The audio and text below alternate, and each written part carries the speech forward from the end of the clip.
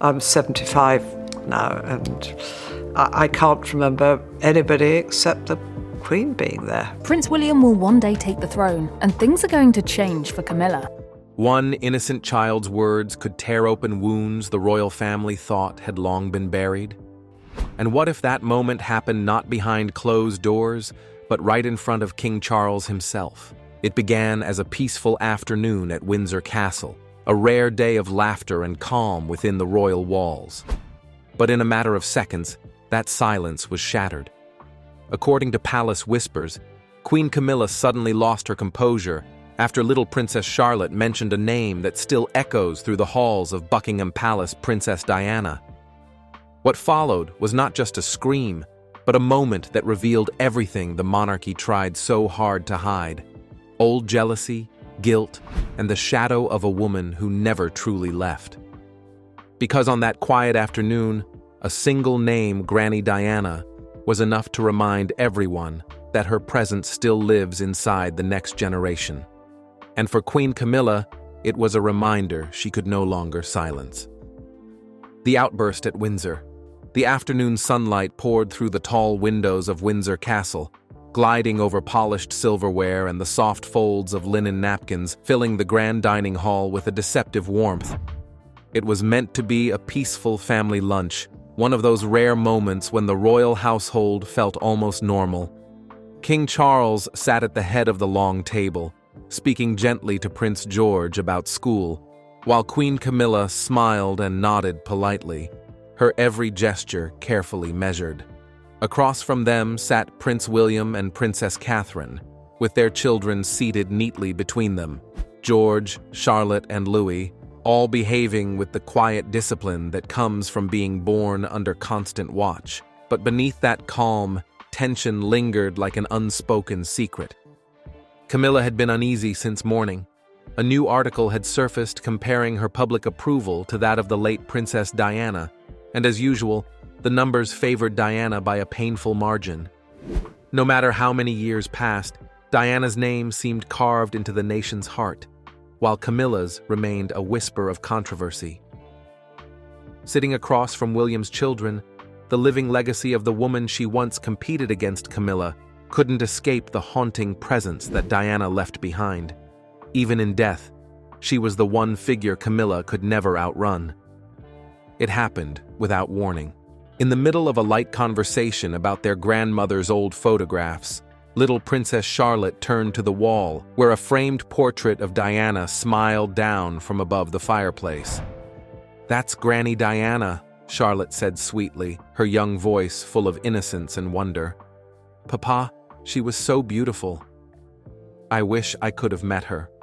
Her words hung in the air like a bell echoing through the room. Catherine smiled softly, her eyes glistening. William's breath caught. He hadn't heard his daughter say Diana's name aloud before, not like that. For him, it was both beautiful and painful.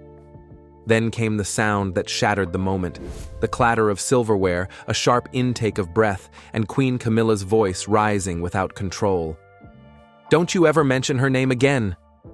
The words came out too fast, too loud, trembling with something between fear and fury. The room froze.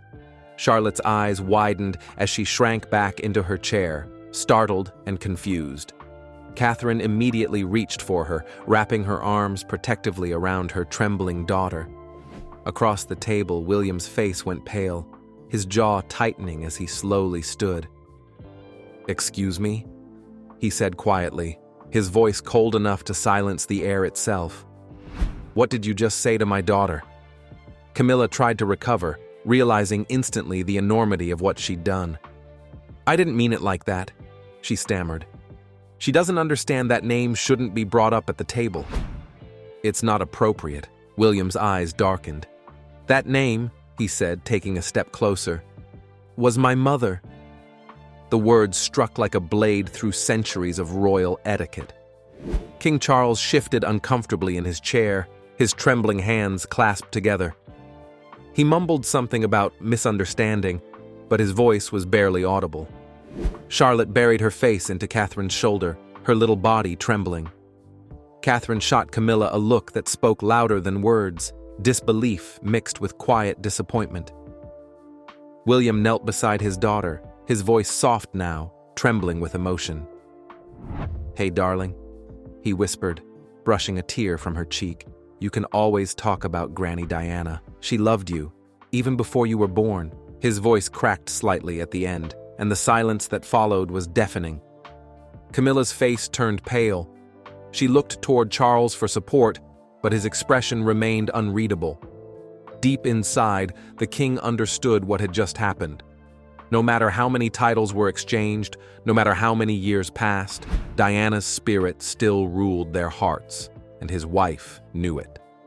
The air between them grew heavy, thick with the weight of unspoken truth. William lifted Charlotte into his arms, turned to Catherine, and together they walked out of the room without another word. The echo of the door closing behind them lingered in the hallway like an unhealed wound. Inside, Camilla sat frozen, her hand trembling around a glass of untouched water. She didn't speak. She couldn't. The damage was already done. That evening, the halls of Windsor whispered with unease. Staff members who had overheard the commotion exchanged quiet glances. No matter how carefully the royal press office managed appearances, palace secrets had a way of escaping first through whispers, then through headlines. And this one, everyone knew, would not stay hidden for long. In a quiet corner of the private residence, Catherine sat on Charlotte's bed, brushing strands of golden hair away from her tear-streaked face. "You did nothing wrong," she said gently. "Granny Diana was full of love and kindness never needs permission." The little girl nodded slowly, still trying to understand why her grandmother's name could make adults so upset. Catherine kissed her forehead and whispered, "Always remember she'd be proud of you." Elsewhere, William stood alone by the window, staring out into the dark gardens of Windsor. For years, he had tried to balance two worlds, the past that shaped him and the royal future he was meant to lead. But that moment had changed something inside him. It wasn't anger that burned in his chest. Now it was resolve. He had protected the institution his whole life, but from now on, his priority would be his family. Camilla spent the night alone in her chambers. She told herself she had overreacted, that the stress of public life had made her fragile. But deep down, she knew better. She hadn't screamed at a child. She had screamed at a ghost, a memory that refused to fade. The face of Diana, forever young and adored, haunted her reflection in the mirror. And for the first time in years, she saw fear in her own eyes. The next morning, the royal household carried on as though nothing had happened. Smiles were practiced, photographers summoned, and a new family photo was released to the public. Yet within those carefully curated images lay a truth that no caption could hide the invisible line that had been drawn between them. From that day forward, the palace was quieter, colder, more careful. In the months that followed, no one dared to speak of that afternoon. But its echo lived on in the cautious glances, the measured words, and the lingering tension that seemed to follow Queen Camilla wherever she went.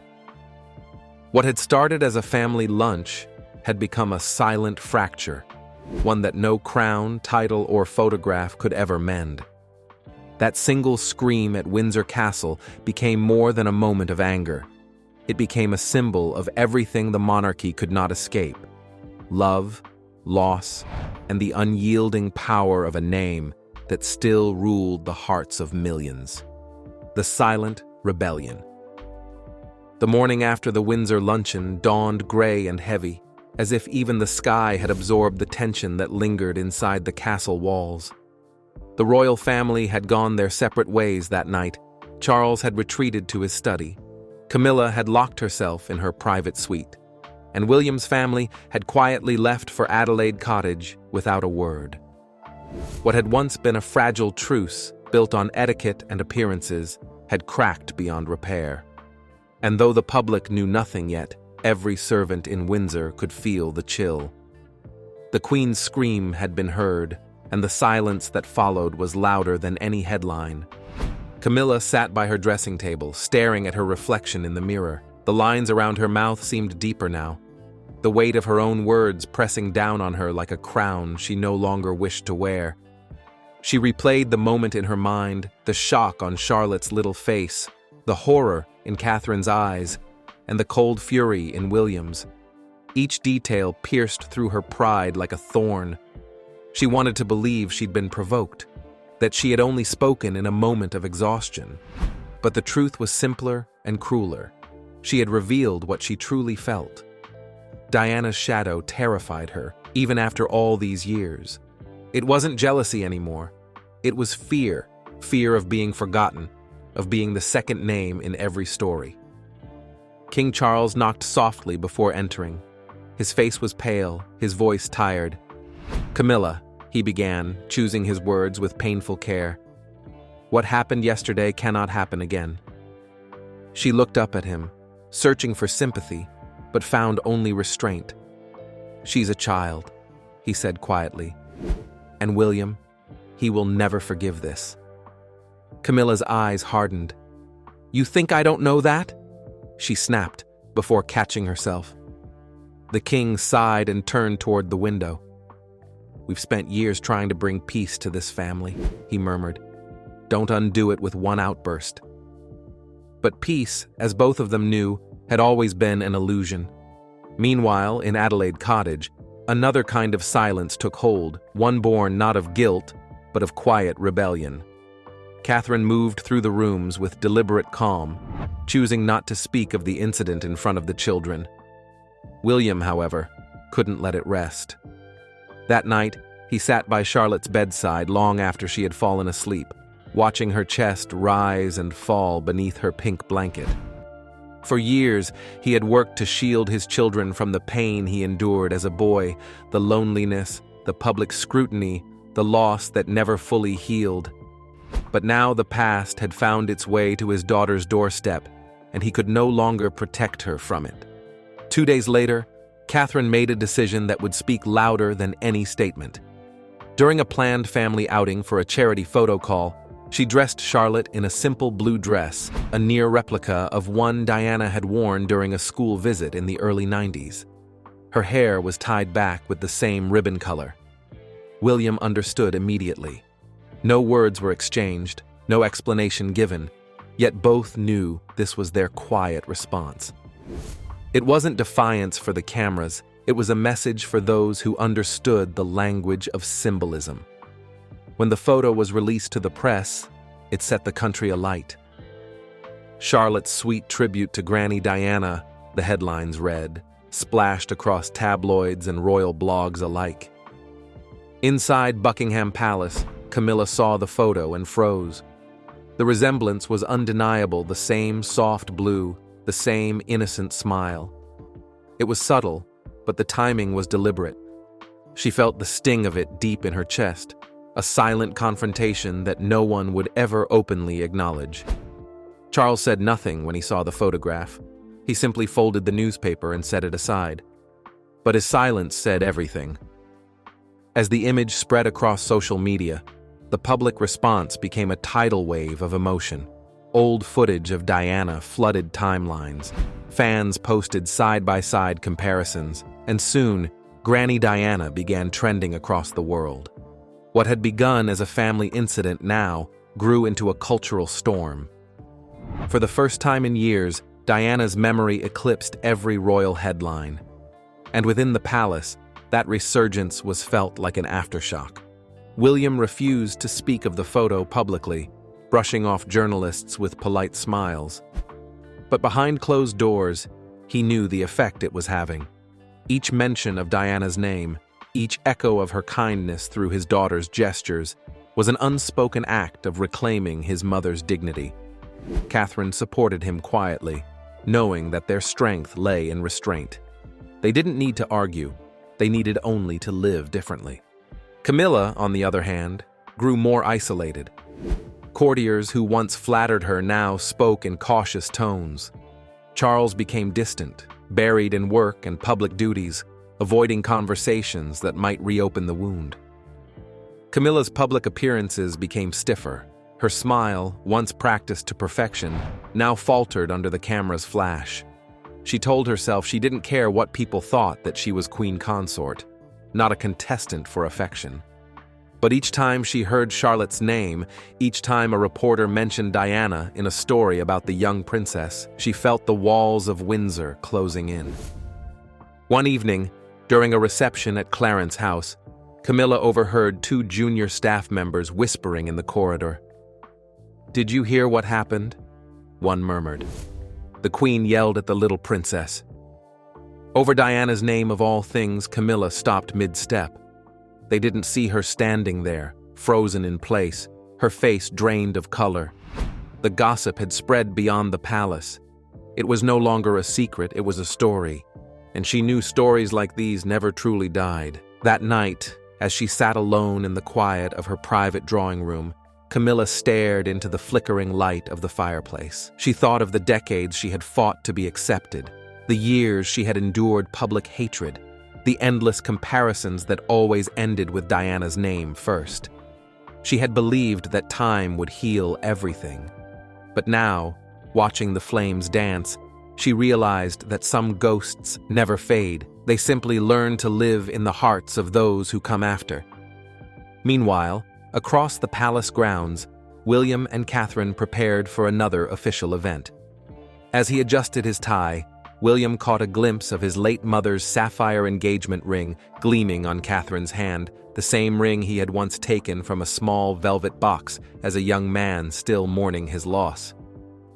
"Mum would have liked this," he said quietly. Catherine smiled, touching his hand. "She's already here," she replied. It wasn't superstition, it was truth. Diana's presence was in their choices, their parenting, their compassion. It was in Charlotte's laughter and George's sense of duty. By the end of that week, the palace released an official statement, a carefully worded message about unity and shared values. It mentioned family bonds, dedication to duty, and the king's deep affection for all his grandchildren. But nowhere in the statement was the queen's name attached. The courtiers knew better. Her silence was the only contribution she could afford. Behind the polished facade, the truth remained hidden. The family was fractured, bound not by affection but by protocol. The outburst at Windsor had done more than bruise feelings, it had awakened a quiet rebellion. One led not by anger, but by remembrance. Each time the public spoke Diana's name, it weakened Camilla's hold on the image she had tried to build. And as the royal family smiled for photographers and waved from palace balconies, the world saw only one truth reflected back at them.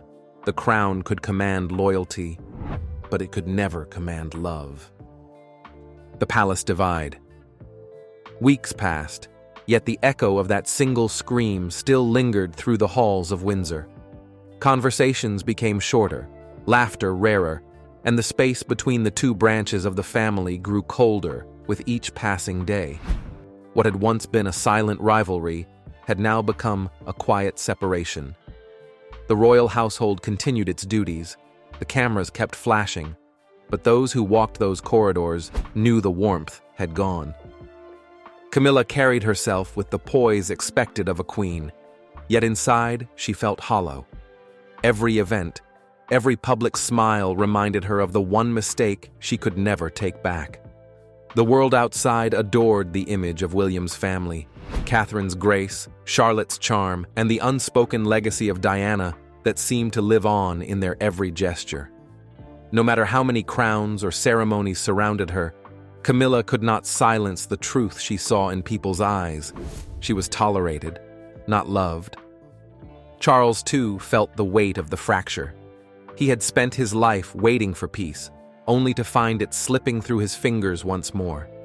His son and wife no longer spoke beyond formal greetings. The king's health had begun to show signs of strain, but even that couldn't bring them back together.